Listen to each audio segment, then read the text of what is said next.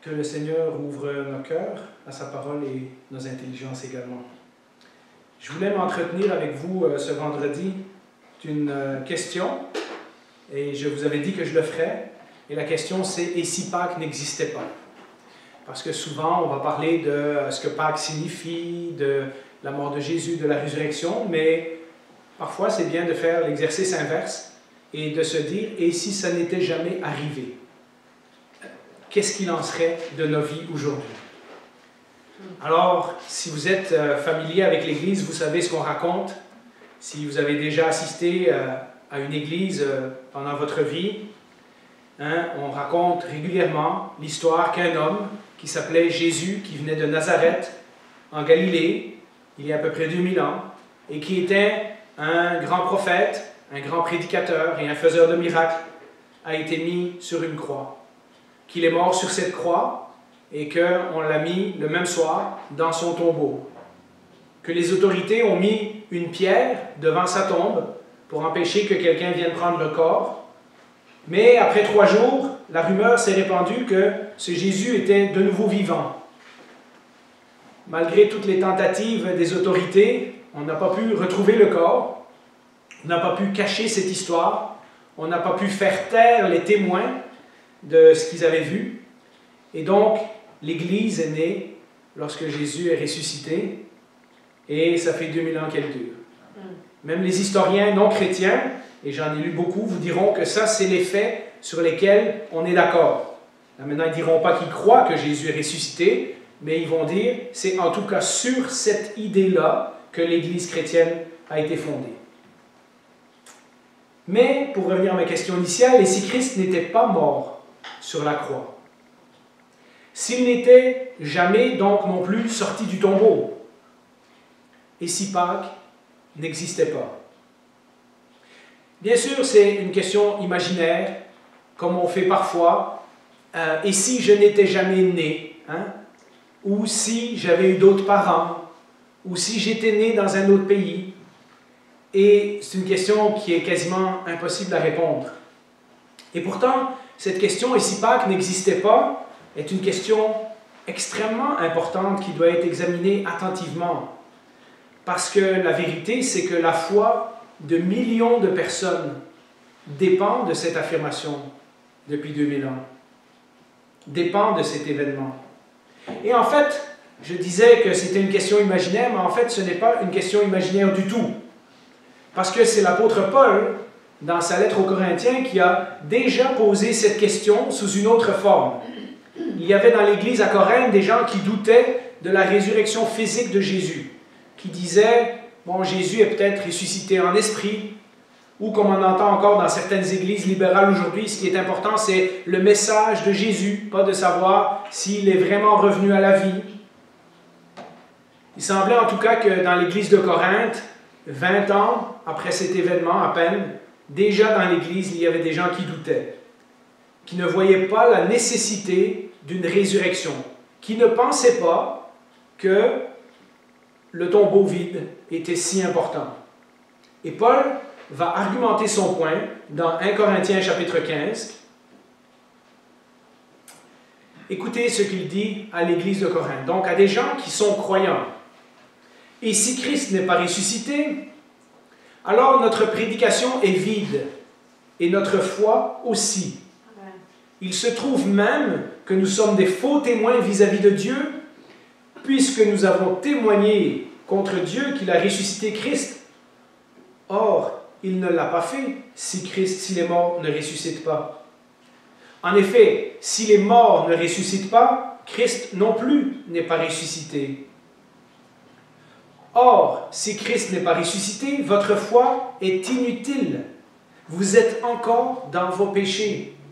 Et par conséquent, ceux qui sont morts en Christ sont aussi perdus. Si c'est pour cette vie seulement que nous espérons en Christ, nous sommes les plus à plaindre de tous les hommes. Et si Pâques n'existait pas? Eh bien, Paul, dans son texte, va nous dire qu'il en découle au moins 6 conséquences. Je ne pourrai pas faire les 6 aujourd'hui. Aujourd'hui, on va voir 3 de ces points-là, et je vais garder les 3 pour non pas ce dimanche, puisque ce dimanche, on va parler sur la résurrection de Jésus, mais sur le dimanche d'après. Donc, c'est un message à suivre. Mais regardons les 3 premiers points aujourd'hui. Eh bien, si Pâques n'existait pas, la première chose, nous dit Paul au verset 14, c'est que notre message serait vide. Et si Christ n'est pas ressuscité, alors notre prédication est vide. Ce mot « vide » signifie aussi « sans effet »,« inutile », qui ne sert à rien. Traduit ailleurs dans la Louis II, si je ne me trompe pas, ça dit « votre foi est vaine ». Votre prédication est vaine. Donc ça ne sert à rien. Et nous, chrétiens, prêchons régulièrement ce message que Dieu aimait tellement le monde, vous connaissez Jean 3,16, qu'il a envoyé Jésus mourir pour nous, et que si on croit en lui, nous pouvons être pardonnés de nos péchés. Et nous l'avons même chanté dans l'introduction, que Jésus est mort pour nous, dans plusieurs des cantiques. Mais nous n'arrêtons pas le message là, nous continuons 3 jours après. Jésus est ressuscité, et il est monté au ciel. Et il nous offre à nous la victoire sur le péché grâce à la mort sur la croix, mais aussi la victoire sur la mort grâce à sa résurrection. Paul le répète dans toutes ses lettres, dans Romains 5,8 par exemple. « Mais voici comment Dieu prouve son amour envers nous, alors que nous étions encore des pécheurs, Christ est mort pour nous. » Mais le problème, c'est que si Christ n'est pas ressuscité, alors Pâques n'existe pas. Et si Pâques n'existe pas, nous dit Paul, alors notre message ne sert à rien. Vous voyez, le but de la prédication chrétienne, c'est de proclamer la bonne nouvelle de Jésus-Christ. Mais sans la résurrection, sans Pâques, il n'y a pas de bonne nouvelle. Il n'y a que la mauvaise nouvelle. Imaginez que vous rencontrez quelqu'un et vous leur expliquez en long et en large avec l'Ancien Testament qu'à cause de leurs péchés, ils sont désormais perdus et séparés de Dieu pour l'éternité. Imaginez que cette personne, après avoir entendu votre message, vous dit « Mais alors, qu'est-ce que je peux faire ?» Eh bien, sans la résurrection, tout ce que vous pouvez répondre, c'est « Bonne chance. Fais du mieux que tu peux. » Et vous savez, aujourd'hui, il y a des religions comme ça. Des religions qui nous disent « Fais du mieux que tu peux et peut-être que Dieu va t'accepter quand tu vas te présenter devant lui. » Certains des Corinthiens ne comprenaient pas que sans résurrection littérale de Jésus, sans résurrection physique, on ne peut pas juste suivre le message d'une personne qui est morte, car en bout de ligne, ça n'a aucune utilité, ça ne change rien. Sans vouloir dénigrer les grandes religions, en réalité, c'est exactement ce qu'elles font. Elles nous font suivre un message qui ne mène à rien. Tous leurs fondateurs sont morts, et aucun d'entre eux n'a prétendu être revenu à la vie. Jésus seul l'a fait. Bien des gens, aujourd'hui, dans une société qui était chrétienne jusqu'à récemment, mais qui maintenant a dépassé ce stade, vivent exactement comme si Jésus n'est pas ressuscité. Et que notre message n'a aucune utilité pour leur vie actuelle. Et quand un message est inutile, eh bien, on le remplace par une autre philosophie de vie, par un autre objectif, par une autre vision de la vie, par quelque chose d'autre. Et vous savez, notre message n'est pas inutile. On l'a dit dans les chants, et le Nouveau Testament en témoigne en long et en large dans la formation de toutes les églises du Nouveau Testament. Notre message n'est pas ni inutile, ni impuissant, ni sans effet. La prédication de la croix a changé dès les premiers jours de l'Église des milliers de vies et a continué de le faire depuis 2000 ans. La prédication de la croix, nous l'avons vu, mais nous l'avons peut-être été nous-mêmes. La prédication de la croix a transformé des pécheurs pour en faire des gens qui sont pardonnés, des gens qui sont libres, des gens qui sont restaurés, des gens qui aiment Jésus au point de donner leur vie par amour pour lui. Vous connaissez ce chant « Veux-tu briser du péché le pouvoir? La force est en Christ. » Voilà notre message. Ce message n'est pas impuissant. Il a transformé les premiers chrétiens, il a transformé Jérusalem, il a transformé la Judée, la Samarie, la Galilée, il a transformé l'Empire romain, et nous, aujourd'hui, 2000 ans plus tard, sommes encore les bénéficiaires de cette transformation. Ce message n'est pas impuissant. il a la force de changer des vies. Et il a le pouvoir de changer votre vie aussi, si vous ne connaissez pas Jésus, dès aujourd'hui et pour l'éternité. Alors ma question, connaissez-vous ce message? Connaissez-vous ce Jésus? La deuxième chose que Paul nous dit, c'est que si Pâques n'existait pas, nous serions des menteurs. Au verset 15, il se trouve même que nous sommes des faux témoins vis-à-vis de Dieu. Si Christ n'est pas ressuscité, alors, chaque fois que quelqu'un prêche, tout cela est non seulement inutile, comme nous avons vu au premier point, mais en plus mensonger. Une prédication peut, comme tout bon motivateur, nous inspirer à court terme, mais cela ne changera rien au fait que Jésus est mort et enterré, et qu'un jour, nous serons aussi tous morts et enterrés. Alors, si Pâques n'existe pas, ça veut dire que la mort a gagné, et ça veut dire que la mort gagne tout le temps. Si Christ n'est pas ressuscité, alors les pasteurs dont je suis mentent à chaque dimanche. Vous pouvez dire, mais je suis encouragé de venir à l'église et d'entendre les prédications. Ça m'aide, moi, les sermons. Mais vous savez, il y a un tas de gens, en dehors de l'église, qui ont trouvé plein de choses pour les aider, qui leur font du bien. Ça ne veut pas nécessairement dire que ces choses sont bonnes, ou sont louables, ou fiables. Il y a plein de gens qui avancent, et vous le connaissez, dans votre entourage, dans vos amis, des gens qui disent que le sexe, ou l'alcool, ou les médicaments, ou le travail, ou la philosophie, ou le yoga, ou les amis vont les aider. Cela ne règle absolument rien à propos de notre problème principal, le jour de notre mort. En plus, Jésus a affirmé lui-même qu'il reviendrait à la vie. Donc, si Pâques n'a jamais eu lieu, alors Jésus aussi est un menteur. Et il aurait même menti au brigand sur la croix, en lui faisant croire qu'aujourd'hui, il serait avec lui au paradis. Et un tel menteur ne mérite pas d'être suivi, même si c'est une bonne personne, même s'il avait une bonne morale. Si Jésus a menti sur ça, il a menti sur le reste.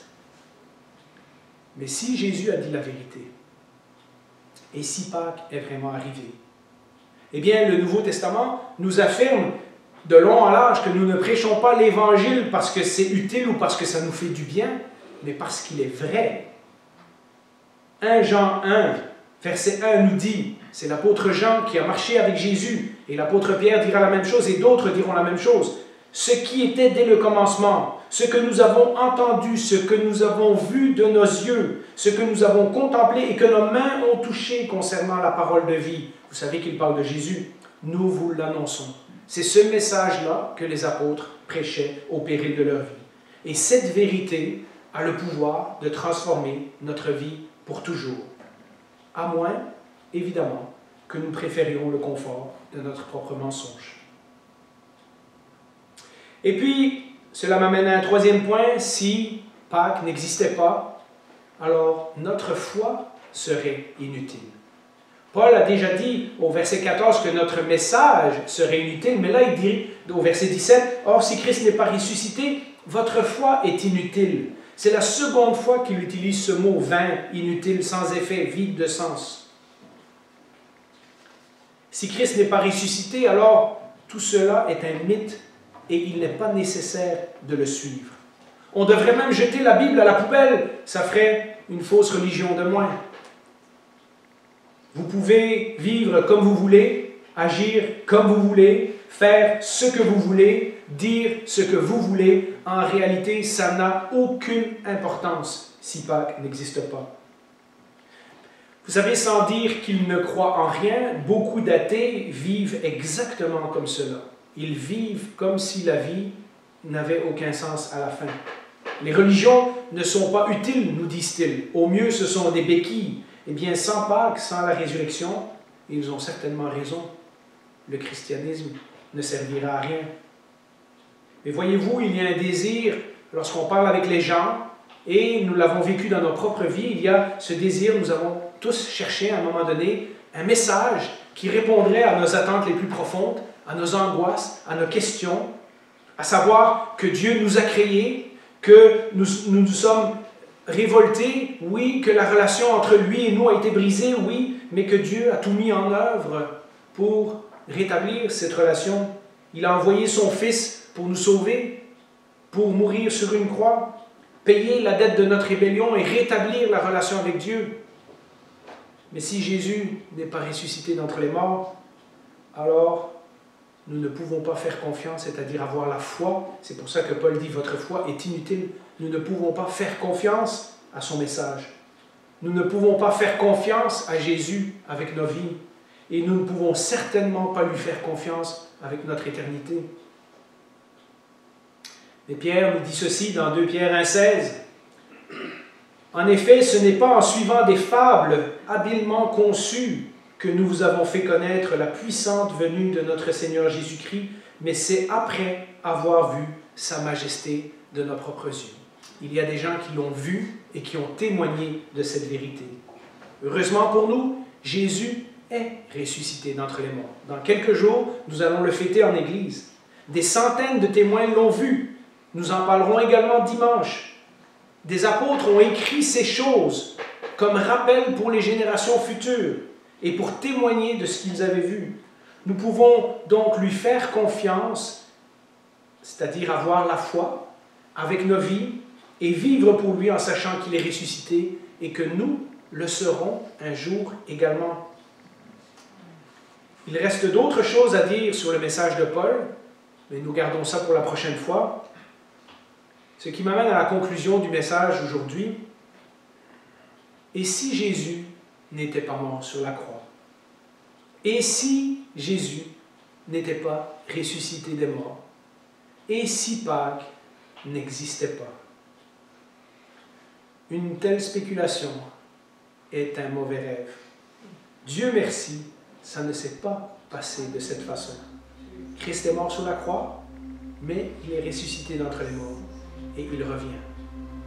Je vous mets en conclusion cette citation que j'ai trouvée d'un pasteur qui disait « Jésus n'est pas derrière nous dans une tombe, mais devant nous, sur un trône. »